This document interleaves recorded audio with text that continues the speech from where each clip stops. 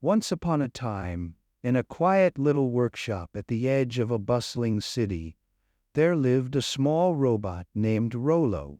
Rolo was made of shiny silver metal with round glowing eyes and a curious little antenna that wiggled whenever he was excited.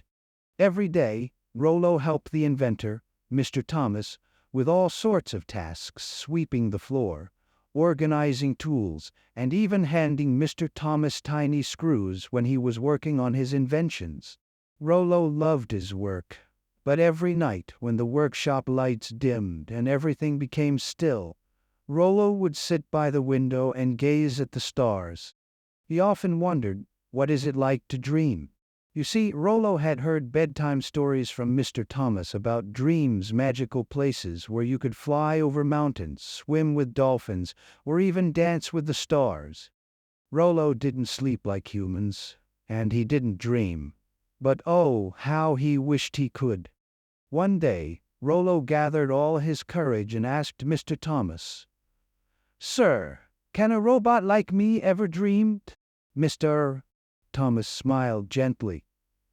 "Dreams come from our hearts, Rolo. Maybe if you find what makes your heart happy, you'll find your own way to dream."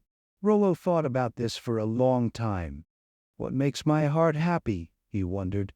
That night, while everyone was asleep, Rolo decided to explore. He quietly rolled out of the workshop and into the peaceful night.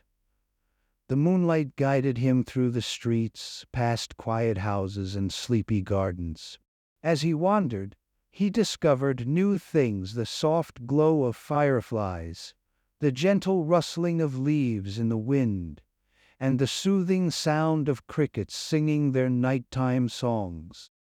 Rolo felt something warm inside his metallic chest. It was happiness. Suddenly, he noticed a small kitten stuck in a tree.